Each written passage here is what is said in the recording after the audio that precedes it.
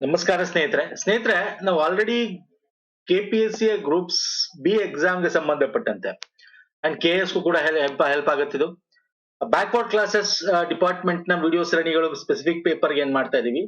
So ಕರ್ನಾಟಕದ state commissions ಬಗ್ಗೆ very important backward classes ಅದರ power and function of the committee ಅಂತ ಒಂದು ಟಾಪಿಕ್ ಕೊಟ್ಟಿದ್ದಾನೆ. ಜೊತೆಗೆ 105ನೇ ಅಮೆಂಡ್ಮೆಂಟ್ ಕಾನ್ಸ್ಟಿಟ್ಯೂಷನ್ ಅಮೆಂಡ್ಮೆಂಟ್ ಅದರ ಹಿನ್ನೆಲೆ ಇತಿಹಾಸ ಎಲ್ಲ ತಿಳ್ಕೊಬೇಕಾಗತ್ತೆ. ನಾವು already national commission on backward classes ಬಗ್ಗೆ ಡೀಟೇಲ್ ಆಗಿ ಲಾಸ್ಟ್ ವಿಡಿಯೋದಲ್ಲಿ ಮಾಡಿದೀವಿ. ಈ ವಿಡಿಯೋದಲ್ಲಿ ನಮ್ಮ ಸ್ಟೇಟ್ ಬಗ್ಗೆ ತಿಳ್ಕೋಣ, ಇದರ ಹಿನ್ನೆಲೆ ತಿಳ್ಕೋಣ, ಇದರ ಸ್ಟ್ರಕ್ಚರ್ ತಿಳ್ಕೋಣ. ನಮ್ಮ ಟೆಲಿಗ್ರಾಮ್ ಮತ್ತು ಇನ್ಸ್ಟಾಗ್ರಾಮ್ ಫಾಲೋ ಮಾಡಿ ಅದರ ಲಿಂಕ್ ಡಿಸ್ಕ್ರಿಪ್ಷನ್ ಬಾಕ್ಸ್ ಅಲ್ಲಿ ಇದೆ. ಪ್ರೀವಿಯಸ್ ವಿಡಿಯೋಸ್ ನಾವು ಮಾಡಿರೋದು ನೋಡಿಲ್ಲ ಅಂತಂದ್ರೆ ನೋಡಿ, ಒಂದು ಸಪರೇಟ್ ಪ್ಲೇ ಲಿಸ್ಟ್ ಕ್ರಿಯೇಟ್ ಮಾಡಿದೀವಿ ಈ ಒಂದು ಸಬ್ಜೆಕ್ಟ್ ಸ್ಪೆಸಿಫಿಕ್ ಪೇಪರ್ಗೆ ಗ್ರೂಪ್ ಬಿ ಎಕ್ಸಾಮ್. ಓಕೆ, ಆ ಲಿಂಕ್ ಕೂಡ ಕೊಟ್ಟಿರ್ತೀನಿ ಇದೇ ವಿಡಿಯೋದ ಕೆಳಗೆ ಡಿಸ್ಕ್ರಿಪ್ಷನ್ ಬಾಕ್ಸ್ ಅಲ್ಲಿ.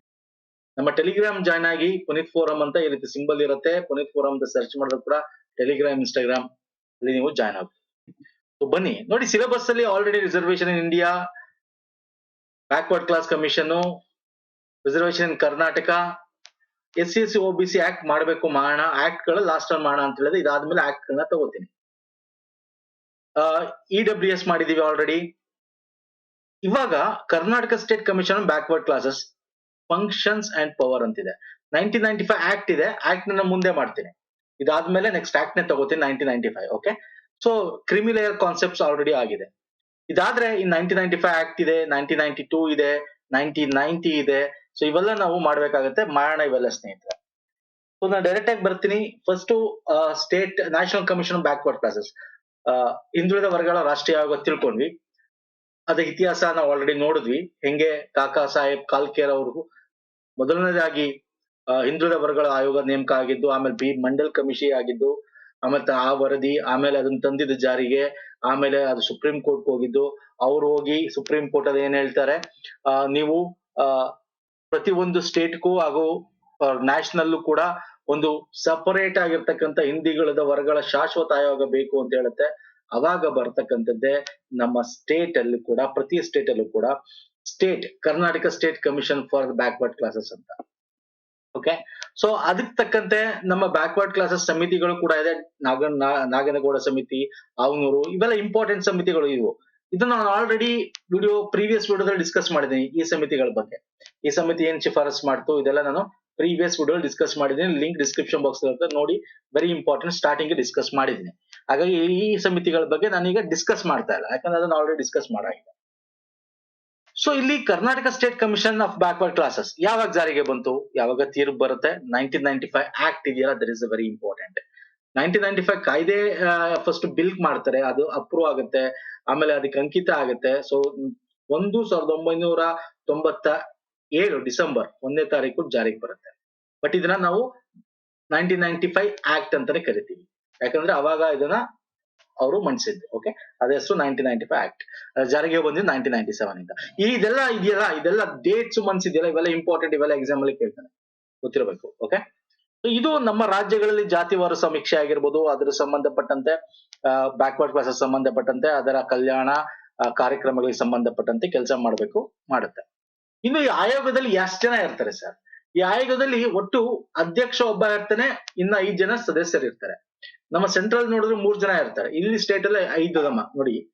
ಈ ಒಂದು state commission backward class commission head quarters ಬೆಂಗಳೂರಲ್ಲಿ ಇದೆ, ಅಲ್ಲಿ ರಚಿತ ಆಗಿರಬೇಕು ಅಂತ ಹೇಳುತ್ತೆ ಈ ಕಾಯ್ದೆ ಅಡಿ.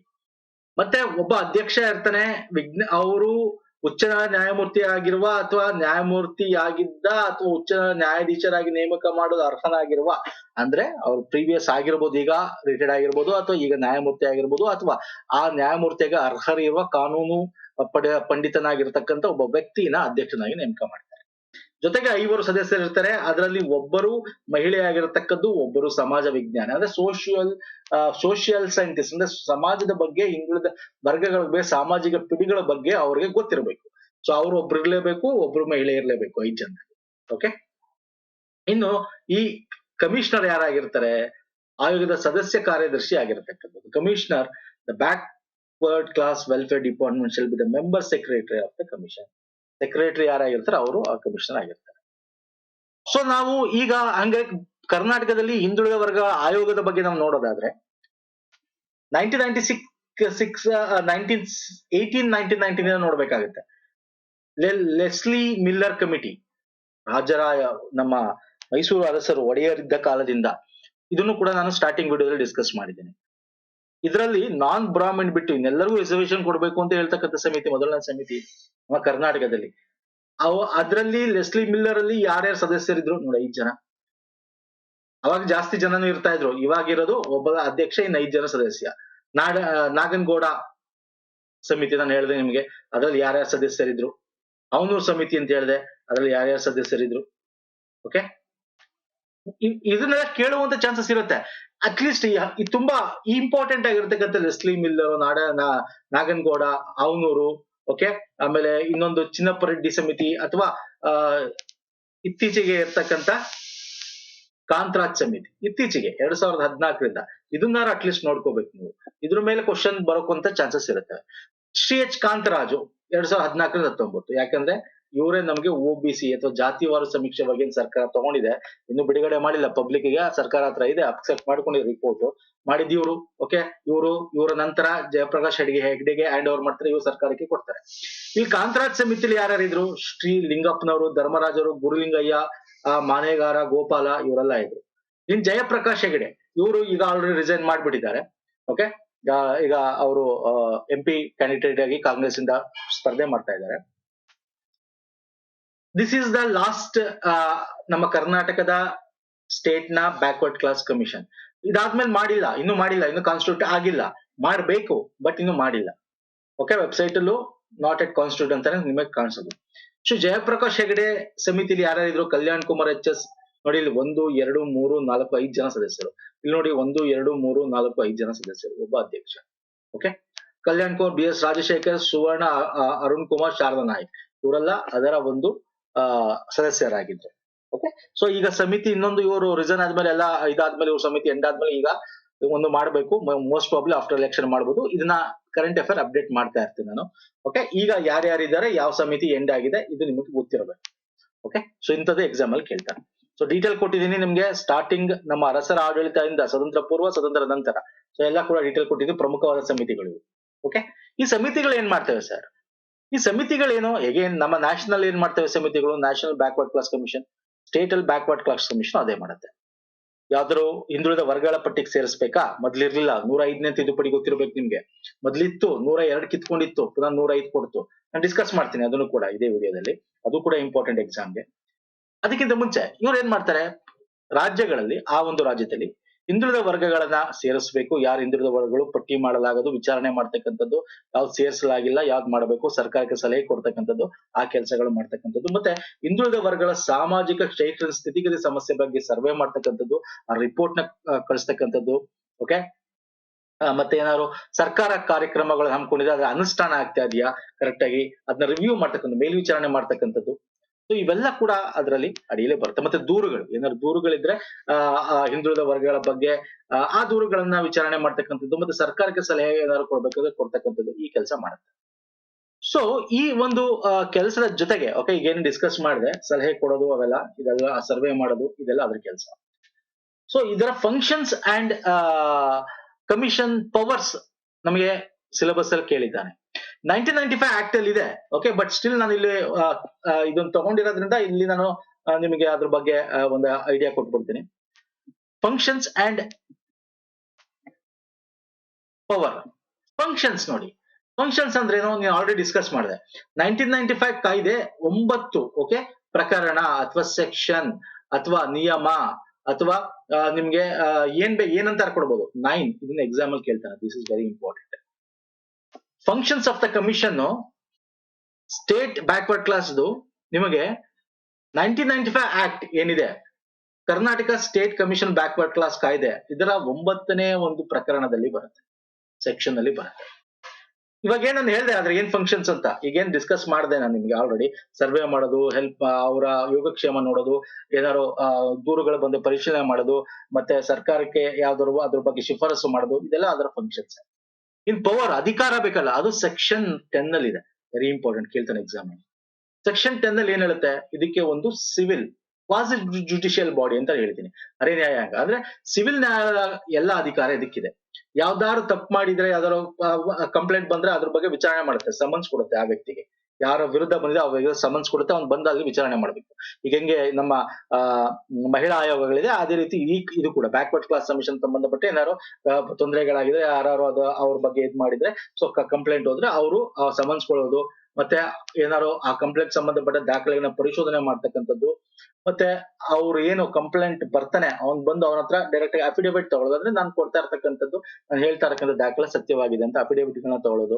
ಮತ್ತೆ ಅದಕ್ಕೆ ಸಂಬಂಧಪಟ್ಟಂತೆ ಏನಾದ್ರು ದಾಖಲೆಗಳಿದ್ರೆ ಬೇರೆ ಬೇರೆ ಆಫೀಸ್ಗಳಿದ್ರೆ, ಈಗ ನ್ಯಾಯಾಲಯ ತರ್ಸ್ಕೋಬಹುದಲ್ಲ, ನ್ಯಾಯಾಲಯಕ್ಕೆ ಅಧಿಕಾರ ಇದೆಯಲ್ಲ, ಯಾವುದೇ ಕಚೇರಿಗಳಿಂದ ಯಾವುದೇ ಡಾಕ್ಯುಮೆಂಟ್ ನ ತರಿಸ್ಕೋಬಹುದು. ಅದೇ ರೀತಿ ಇದು ಕೂಡ ಯಾವುದೇ ಕಚೇರಿಯಿಂದ ಯಾವುದೇ ಡಾಕ್ಯುಮೆಂಟ್ ತರಿಸ್ಕೊಳ್ತಕ್ಕಂಥ ಅಧಿಕಾರ ಇದೆ. ಅದಕ್ಕೆ ದ ಸಿವಿಲ್ ನ್ಯಾಯಾಲಯದ ಅಧಿಕಾರ ಹೊಂದಿರತಕ್ಕಂಥದ್ದು, ವ್ಯಾಪ್ತಿಯ ಅಧಿಕಾರ ಹೊಂದಿದೆ ಅಂತ ಹೇಳ್ತಕ್ಕಂಥದ್ದು. ಓಕೆ, ಇವನ್ನೆಲ್ಲ ಮಾಡುತ್ತೆ ಈ ಒಂದು ಅಧಿಕಾರ, ಪವರ್ ಆಫ್ ದ ಕಮಿಷನ್. ಅರ್ಥ ಆಗ್ತಿದೆಯಲ್ಲ? ಫೈನ್. ಇದಿಷ್ಟು ಪ್ರಮುಖವಾಗಿ ನಿಮ್ಗೆ ಗೊತ್ತಿರಲೇಬೇಕು ಸ್ಟೇಟ್ ಬ್ಯಾಕ್ವರ್ಡ್ ಕ್ಲಾಸ್ ಕಮಿಷನ್ ಅದರ ಒಂದು ಇದ್ರ ಬಗ್ಗೆ. ಇನ್ನು 105ನೇ ತಿದ್ದುಪಡಿ, ವೆರಿ ಇಂಪಾರ್ಟೆಂಟ್.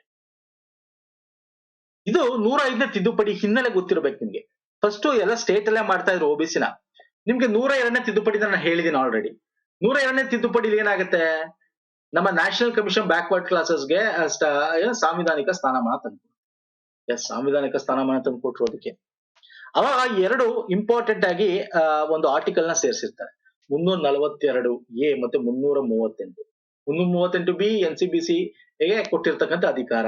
ಇನ್ನು 342A ಇದೆಯಲ್ಲ, ಇದು ಏನ್ ಹೇಳುತ್ತೆ ಅಂತಂದ್ರೆ, ಸ್ಟೇಟ್ ಗಳಲ್ಲಿ ಏನಾದ್ರು ಯಾವುದೇ ರಾಜ್ಯಗಳಲ್ಲಿ ಯಾವುದೇ ಒಂದು ಸೇರಿಸಬೇಕು ಅಂದ್ರೆ ಆ ಸ್ಟೇಟ್ ಹೋಗಿ ಈ ಕಮಿಷನ್ಗೆ ಹೇಳಬೇಕು. ಕಮಿಷನ್ ಓಕೆ ಅಂದಾಗ ಅದು ಸರ್ಕಾರಕ್ಕೆ ಹೋಗುತ್ತೆ, ರಾಷ್ಟ್ರಪತಿಗಳು ಹೋಗುತ್ತೆ, ಅಲ್ಲಿ ಅಂಗೀಕಾರ ಆಗುತ್ತೆ, ಆ ಸಂಸತ್ತಿನಲ್ಲಿ ತಗೊಳುತ್ತೆ, ಅವಾಗ ಇದು OBC ಸೇರೋದು. ಅಂದ್ರೆ ಸ್ಟೇಟ್ ಅಲ್ಲಿ ಇರೋದು ಕೂಡ ಮಾಡ್ಬೇಕು ಅಂದ್ರೆ 342A.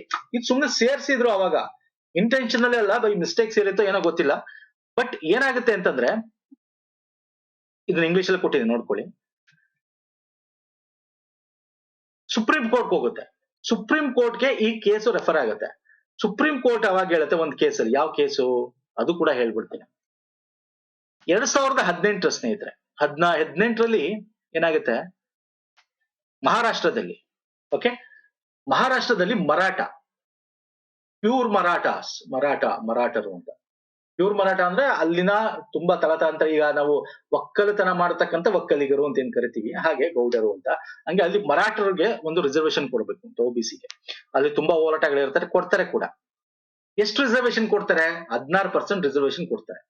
ಅದು ಹೈಕೋರ್ಟ್ಗೆ ಪಿಟಿಷನ್ ಹಾಕ್ತಾರೆ. ಅಲ್ಲಿ ಹೈಕೋರ್ಟ್ ಹೇಳುತ್ತೆ 12ರಿಂದ 13% ಇಳಿಸ್ಬೇಕು ನೀನು ಅಂತ ರಾಜ್ಯ ಸರ್ಕಾರಕ್ಕೆ. ಯಾಕಂದ್ರೆ 50% ರಿಸರ್ವೇಶನ್ ಕ್ಯಾಪ್ ಮೀರುತ್ತೆ. ಸುಪ್ರೀಂ ಕೋರ್ಟ್ ನ ಇಂದಿರಾ ಸಾನಿ ಕೇಸ್ ಅಲ್ಲಿ ನಿಮ್ಗೆ ಗೊತ್ತಿದೆ, ಮೀರುವಂತಿಲ್ಲ. ಯಾಕಂದ್ರೆ ಮೀರಿದ್ರೆ ಏನಾಗುತ್ತೆ, 14 ಮತ್ತು 16ನೇ ಸಂವಿಧಾನ ಉಲ್ಲಂಘನೆ ಆಗುತ್ತೆ ಅಂತ. ಸುಪ್ರೀಂ ಕೋರ್ಟ್ಗೆ ಹೋಗುತ್ತೆ. ಸುಪ್ರೀಂ ಕೋರ್ಟ್ಗೆ ಹೋದಾಗ ಅಲ್ಲಿ ಸುಪ್ರೀಂ ಕೋರ್ಟ್ ಹೇಳುತ್ತೆ, ಎಸ್, ಸ್ಟೇಟ್ಗೆ ಮಾಡೋ ಅಧಿಕಾರ ಸರ್ಕಾರಕ್ಕೇನೋ ಅದು ಪ್ರಾಬ್ಲಮ್ ಇರ್ಲಿಲ್ಲ, ಕೇಂದ್ರ ಸರ್ಕಾರಕ್ಕೆ. ಬಟ್ ಸುಪ್ರೀಂ ಕೋರ್ಟ್ ಒಂದು ಐಡೆಂಟಿಫೈ ಮಾಡುತ್ತೆ. ಏನ್ ಐಡೆಂಟಿಫೈ ಮಾಡುತ್ತೆ ಸುಪ್ರೀಂ ಕೋರ್ಟ್? ಏನ್ ಐಡೆಂಟಿಫೈ ಮಾಡುತ್ತೆ ಅಂದ್ರೆ,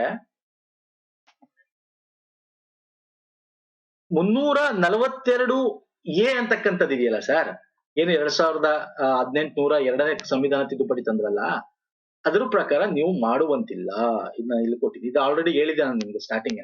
ನ್ಯಾಷನಲ್ ಕಮಿಷನ್ ಬ್ಯಾಕ್ವರ್ಡ್ ಕ್ಲಾಸ್ ಮಾಡ್ಬೇಕಾದ್ರೆ ನಿಮ್ಗೆ ಹೇಳಿದ್ದೀನಿ, ಇದು ಇಂಪಾರ್ಟೆಂಟ್ ಆಗಿರ್ತಕ್ಕಂಥದ್ದು ಅಂತ. ರಾಷ್ಟ್ರಪತಿಗೆ ಇದು ಆರ್ಟಿಕಲ್ ಏನಂತಂದ್ರೆ, ರಾಷ್ಟ್ರಪತಿಗಳು ರಾಜ್ಯಪಾಲರಿಗೆ ಸಮಾಲೋಚಿಸಿ ಸಾಮಾಜಿಕ ಶೈಕ್ಷಣಿಕ ಹಿಂದುಳಿದ ವರ್ಗಗಳನ್ನು ಸೂಚಿಸ್ತಾರೆ.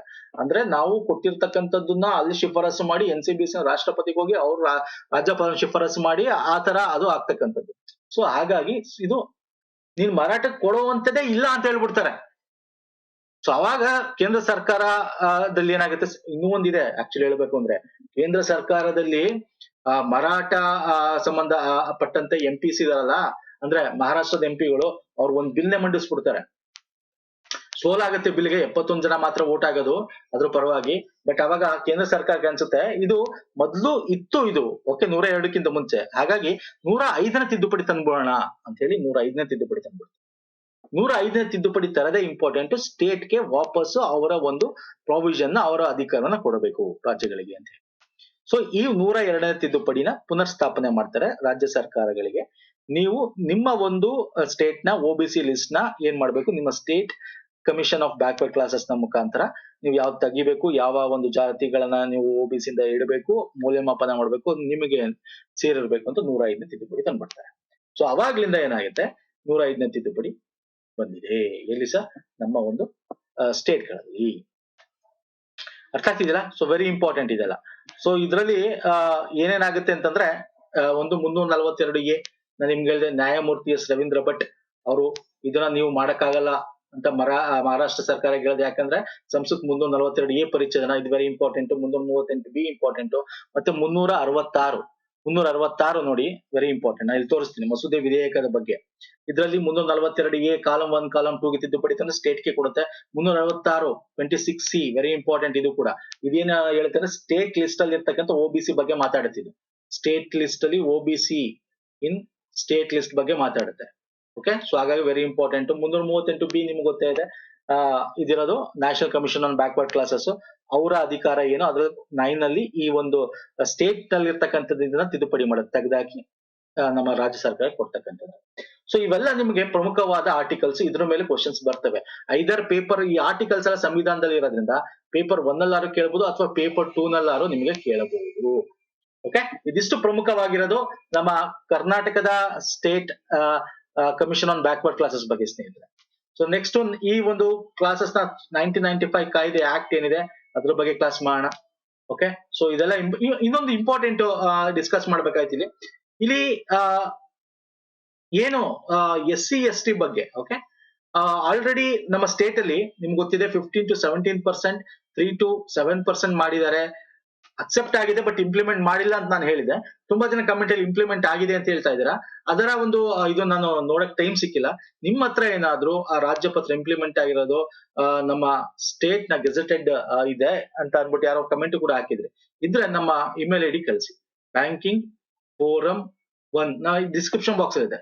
ಓಕೆ, ಇನ್ನೊಂದ್ಸಲ ಬರ್ತೀನಿ ಕ್ಲೀನಾಗಿ. ಬ್ಯಾಂಕಿಂಗ್ FORUM ಫೋರಂ 1 ಇದು gmail.com ಇಲ್ಲಿಗೆ ಕಳಿಸಿ ನೋಡೋಣ. ಅದನ್ನ ನೋಡ್ಬಿಟ್ಟು ನಾನು ಅದನ್ನ ಅಪ್ಡೇಟ್ ಮಾಡ್ತೇನೆ. ಓಕೆ, ಅಥವಾ ನಾನೇ ನೋಡಕ್ ಟೈಮ್ ಇಲ್ಲ ಅಷ್ಟೇ, ಇಲ್ಲ ನಾವು ಹುಡುಕ್ಬೇಕು. ಅದು ಗೆಜೆಟೆಡ್ ಏನೋ ರಾಜ್ಯ ಪತ್ರ ಆಗಿದೆ, ಆ ರಾಜ್ಯ ಪತ್ರ ಓಪನ್ ಮಾಡಿ ನೋಡ್ಬೇಕು. ಸೊ ಇಂಪ್ಲಿಮೆಂಟ್ ಆಗಿದೆಯಾ ಅಂತ. ಆಗಿದ್ರೆ ಫೈನ್, ನೋ ಪ್ರಾಬ್ಲಮ್, ಅಪ್ಡೇಟ್ ಮಾಡ್ಕೊಳ್ಳಿ ಅಷ್ಟೇ. ಓಕೆ, ನೆಕ್ಸ್ಟ್ ವಿಡಿಯೋ ಪುನಃ ಸಿಗ್ತೀನಿ. 1995 ಕಾಯ್ದೆ ಆಕ್ಟ್ ಬಗ್ಗೆ ಮಾಡೋಣ. ಇನ್ನು 1990 ಇದೆ, ಮತ್ತೆ 1992 ರೂಲ್ಸ್ ಇದೆ. ಸೊ ಇವೆಲ್ಲ ಮಾಡ್ಬೇಕು, ಇವೆಲ್ಲ ಮಾಡೋಣ ಸ್ನೇಹಿತರೆ. ನಮಸ್ಕಾರ, ಧನ್ಯವಾದಗಳು. ಪ್ಲೇ ಲಿಸ್ಟ್ ಕೊಟ್ಟಿರ್ತೀನಿ, ಪ್ರೀವಿಯಸ್ ವಿಡಿಯೋಸ್ಗಳನ್ನ ತಗೊಂಡು ನೋಡ್ಕೋ.